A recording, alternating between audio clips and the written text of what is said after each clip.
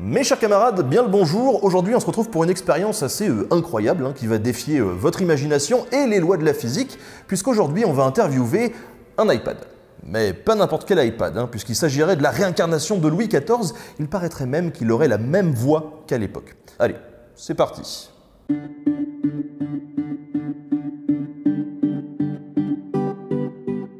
Louis XIV, wesh wesh, comme on dit aujourd'hui, ça fait bien plaisir de vous voir. Bonjour, monsieur Wesh Wesh. Le plaisir est partagé. Bah oui, c'est moi, monsieur Wesh Wesh. Quand vous étiez enfant, vous aviez 5 ans pour être exact, il me semble, vous êtes tombé dans une fontaine et vous avez failli mourir. Est-ce que ça vous a marqué comme expérience? Est-ce que par exemple, vous aviez peur de l'eau? Cette fontaine n'est point une fable. J'ai effectivement fait une chute dans l'un des bassins du jardin du Palais Royal et je fus sauvé in extremis. Les mauvaises langues disent que j'en ai conçu un goût plus que modéré pour l'eau, y compris pour ma toilette. Mais c'est vrai qu'on dit de vous que vous étiez un petit peu crado, quoi. D'ailleurs, il me semble que c'est pas la dernière fois où vous avez failli mourir, puisque quand vous étiez gamin, vous aviez une santé un petit peu fragile, entre la variole, la tumeur, la blénorragie ou le typhus. En effet, la lecture de mon journal de santé se rapproche de celle d'un roman à suspense, ou thriller comme vous dites aujourd'hui. À de nombreuses reprises, je fus proche de passer de vie à trépas. Mais les miracles et le talent certains de mes médecins m'ont permis de vivre longtemps. Ah, faut pas être modeste. Vous étiez surtout de bonne constitution. Et pourtant, ce qui est assez étonnant, c'est que vous avez vécu pas mal de temps. Vous avez même un des règnes les plus longs. J'ai régné 72 ans, 3 mois et 18 jours. Pas mal.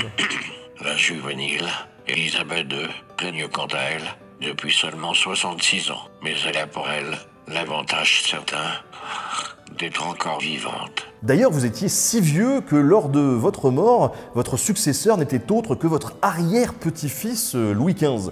Sur votre lit de mort, vous lui auriez même dit « Durant ma vie, j'ai trop aimé la guerre ». Ça veut dire quoi? Est-ce que vous pouvez revenir un petit peu là-dessus pour nous? Il est exact que j'ai dit au jeune Louis que j'aime trop guerroyer et également que j'aimais trop construire. Mais, vous savez, la gangrène a tendance à vous rendre lugubre. Ouais, je vois. Tiens d'ailleurs, en parlant d'armes à gauche, qu'est-ce que vous pensez du communisme? Votre époque recèle encore bien des mystères pour moi. Non mais pas de problème, de toute façon, dès qu'on pourra, on fera une interview de Karl Marx et il prendra le temps de vous exposer un petit peu sa propre vision des choses et du monde. Bref, Henri IV, votre propre grand-père, a imposé l'édit de Nantes dans le but de pacifier les relations entre protestants et catholiques. Alors je rappelle qu'il donnait la liberté de culte aux protestants et vous, fervent catholique, vous avez décidé de révoquer cet édit de Nantes. On en parle ?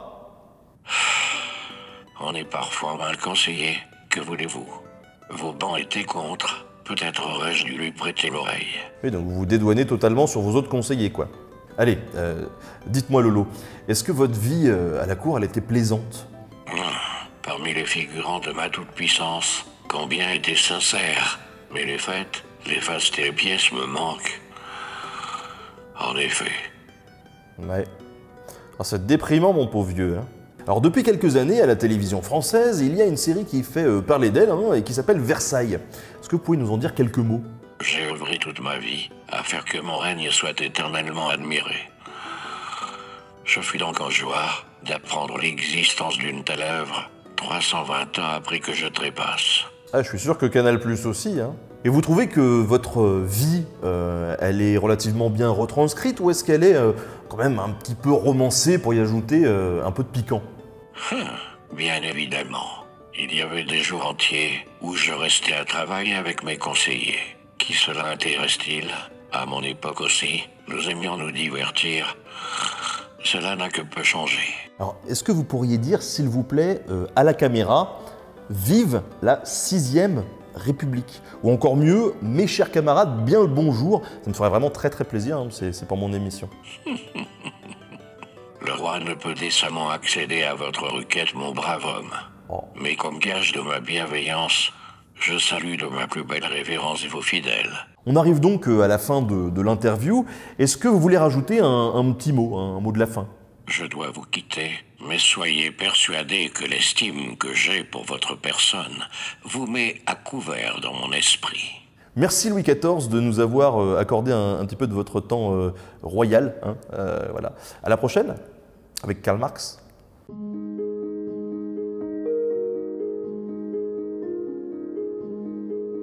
Et nous voici donc dans cette seconde partie d'émission où je suis plus tout seul. Voilà, l'iPad s'est un petit peu transformé. Bonjour. Bonjour. Dans quel cadre vous avez fait cette voix en fait?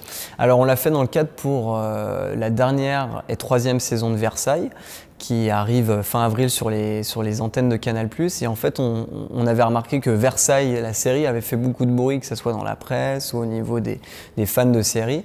Et tout le monde avait donné son avis. Et en fait on a fait un peu le constat de se dire mais la seule personne qui est vraiment en lien avec la série n'a jamais pu donner son avis, en l'occurrence parce qu'il est mort. C'est Louis XIV. Et pour qu'il s'exprime, il fallait du coup lui recréer sa voix. Comment est-ce qu'on fait pour retrouver finalement ce timbre de voix qui a disparu depuis 300 ans? En rassemblant le maximum d'informations que nous a transmis l'historien de la série. Toutes ces informations ensuite ont été transmises à un phoniatre qui nous a permis de traduire, on va dire, des données historiques en données vocales. Et ces données vocales ensuite ont été transformées via Voxygen, les spécialistes de la voix de synthèse, pour créer une voix synthétique à ce Louis XIV. Mais alors, on avait des indications spécifiques sur son timbre de voix ou... Alors, première interprétation, il était grand, 1m82, 1m83, donc plus vos cordes vocales sont grandes, plus vous avez une voix grave. Normalement, bien sûr, tout ça est une synthèse. Deuxièmement, il avait tendance à chanter Attis, un opéra que Lully lui avait adapté. Et dans Attis, il y a des voix de basse, donc encore une indication d'une voix grave.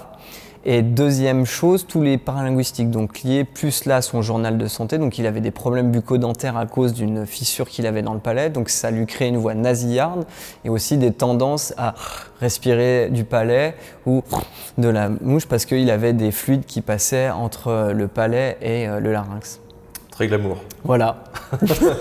Et alors, reconstituer la voix, c'est une chose, enfin l'interpréter c'est une chose, mais pour ce qui est de son phrasé ou de son style, on a tous une façon un peu différente finalement de parler, d'appuyer les phrases, etc. Comment vous avez fait? Pareil, toujours dans les témoignages de l'époque. Donc dans les témoignages de l'époque, ce qui ressort, c'est qu'il était pas très loquace, qu'il mesurait ses mots.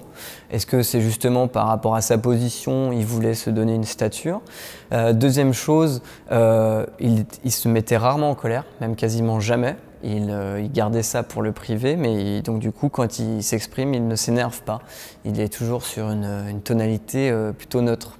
On est bien d'accord que du coup, on est vraiment dans de l'interprétation et ça, c'est tout à fait assumé de la part de l'équipe. Tout à fait, c'est de l'interprétation. De toute manière, pour recréer une voix exacte, il faudrait le corps de Louis XIV et comme tu le sais, le corps de Louis XIV n'est plus disponible depuis la Révolution et du coup, il aurait fallu scanner les cordes vocales pour être exact. Donc tout ça est une interprétation à partir d'informations ou de data, pour reprendre le terme de l'époque. Alors effectivement, comme vous avez pu le voir dans la première partie de l'émission, il s'agissait en fait d'une interview scriptée, hein, c'est-à-dire qu'il y a un certain nombre de réponses qui sont déjà préenregistrées et qui peuvent coller en fait à plusieurs questions. Il y a beaucoup de questions auxquelles... Tout à fait, il y a plusieurs centaines de questions en fait, sur des thèmes très différents, donc à la fois propres à sa vie, mais aussi à notre époque.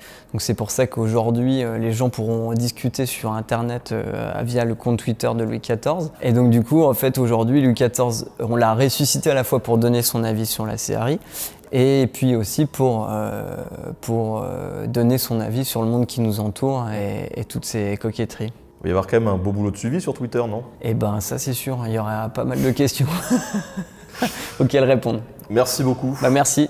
Merci à tous d'avoir suivi cette vidéo. Comme vous l'aurez compris, il s'agit d'une opération en partenariat avec Canal+ pour la sortie de la saison 3 de Versailles, qui revient sur la vie de la cour sous Louis XIV. Si vous aussi, vous avez envie de poser des questions à Louis XIV, hein, comme je l'ai fait, eh bien c'est possible dès à présent sur Twitter, puisqu'ils ont lancé un compte qui s'appelle Louis XIV, donc en chiffre romain, le _8 _ canal, Louis XIV _ canal. Ça peut être une bonne occasion de se marrer un peu, de tester les limites du dispositif, donc n'hésitez pas. J'aimerais remercier tout particulièrement le domaine de Chamarande qui nous a accueillis pour cette interview. C'était vraiment très sympa de leur part. Et vraiment, si vous avez l'occasion de venir voir un petit peu ce château et le domaine, c'est au sud de Paris, dans l'Essonne, profitez-en, ça fait une chouette balade. Merci à tous d'avoir suivi cette vidéo. N'hésitez pas à lâcher le petit pouce, à partager, liker. Nous on se retrouve très bientôt pour une nouvelle vidéo d'histoire. Salut!